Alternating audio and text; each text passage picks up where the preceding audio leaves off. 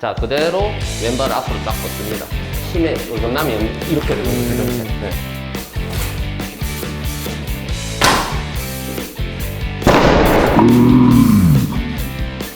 네. 슬쩍 썰면 이런 식으로. 여기서 얘가 이렇게 홀을 그리면서 몸 움직이는 거 동시에 홀을 그리면서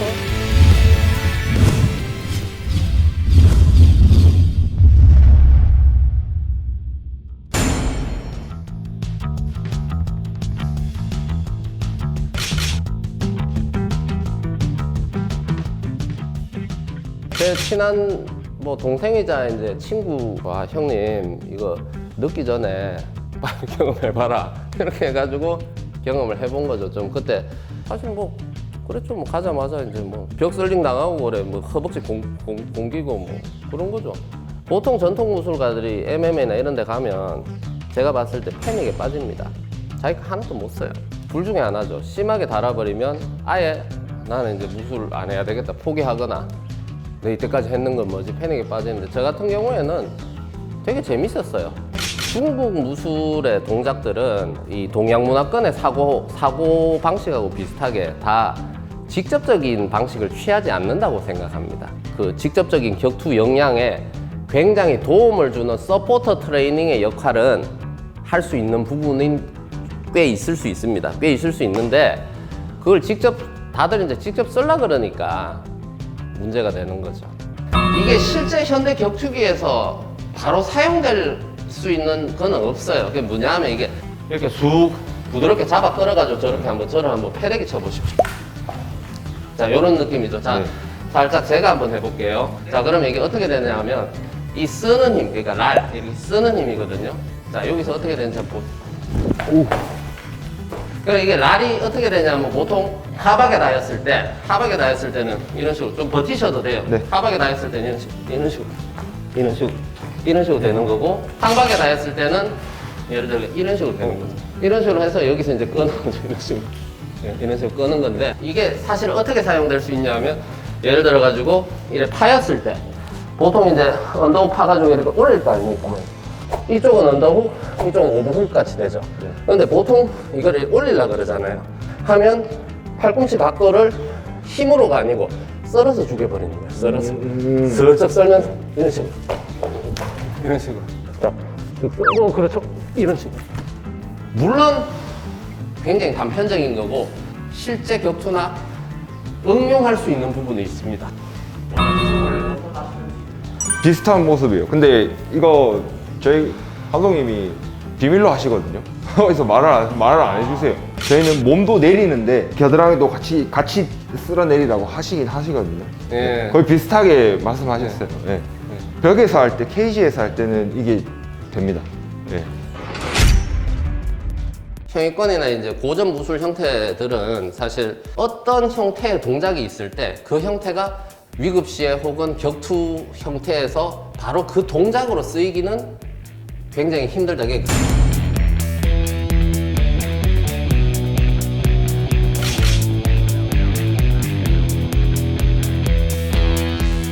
호형 중에 이제 호포두라고 이제 한마디로 이제 팔꿈치에서 이제 원형으로 이제 하는 가드죠, 가드.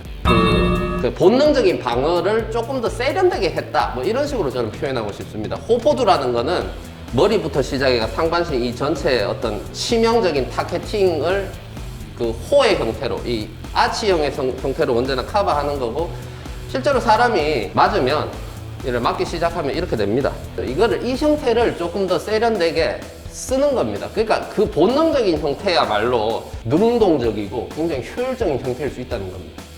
그 호포두의 형태는 일단 보시면 여기서 보시면 이쪽 팔꿈치가 그대로 이렇게 이렇게 가는 거죠. 그럴 때 이거를 여기를 잡고 있습니다.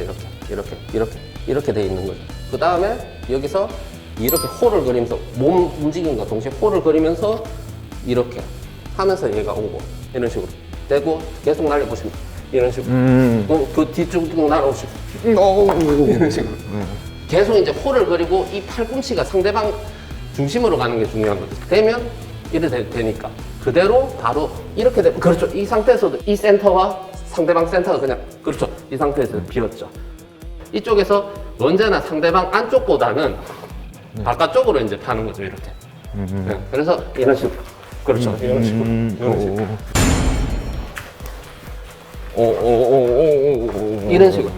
이게 물론 실제로 뭐 펀치 날리기 시작하면 더 효율적인 방법이 분명히 있습니다. 만일 그러면 이런 게 있을 수 있거든요.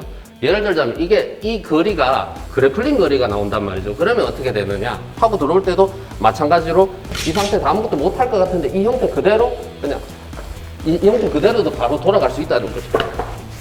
이 형태 그대로도 어느 정도는 바로 반응할 수 있는 형태가 나올 수 있다는 거죠. 교수님이 말씀하셨다시피 절대적이진 않을 것 같기도 하고 순간적으로는 뭐 밸런스 깨는 데는 좋을 것 같아요. 네. 살짝 오. 뭔가 동시에 볼을 그리면서 이렇게 하면서 얘가 오고. 네, 촬영 들어갔습니다.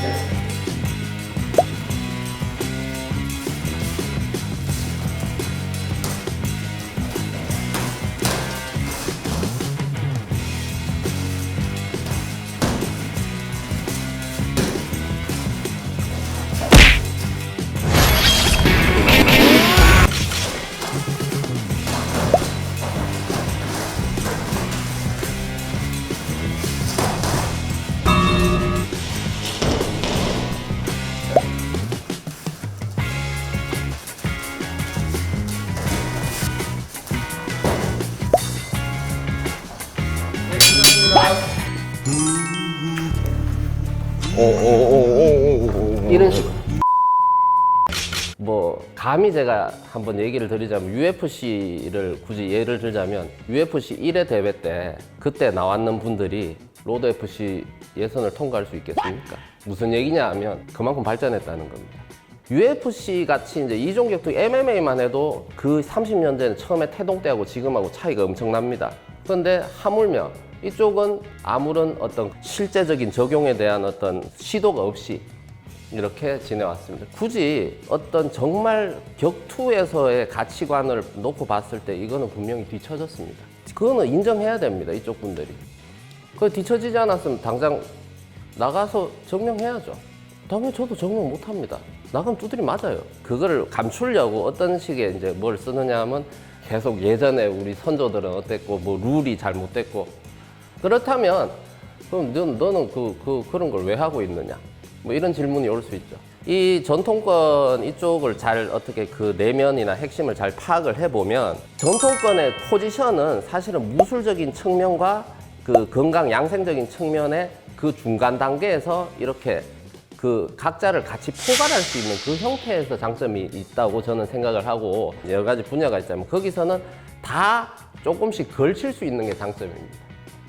다들 이제 이거 옹고지신이라는 거를 얘기를 하는데 요새는 이제 제가 이런 말을 많이 하는데 지신옹고가 돼야 된다. 그러니까 옛것을 소중히 여기고 계승하는 거가 먼저가 아니고 지신, 그러니까 새 것을 받아들이는 게 우선이 돼야 된다. 왜냐?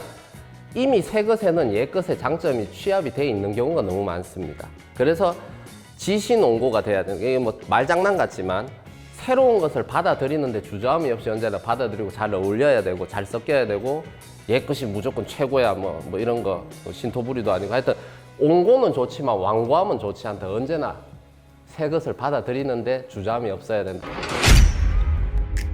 저번부터 이런 거에 대해서 옛날 전통이나 이런 거를 배워오면서부터 느꼈던 것도 그렇고 뭔가 엄청 과학적이었어요. 이게 옛날이잖아요. 지금 제가 운동하는 것도 들여다보면 완전 같진 않지만 약간 원리는 비슷한 느낌이 엄청 많았거든요. 그런 거에 있어서 좀 신기하고 재밌기도 했어요. 예. 예, 뭐 오늘 저는 손맛대본 자체로도 너무 감사드리고 조금 더 이제 밝은 어떤 이치로 좀 더 유익하게 이게 전파가 됐으면 좋겠다. 뭐 이런 생각은 있습니다. 예.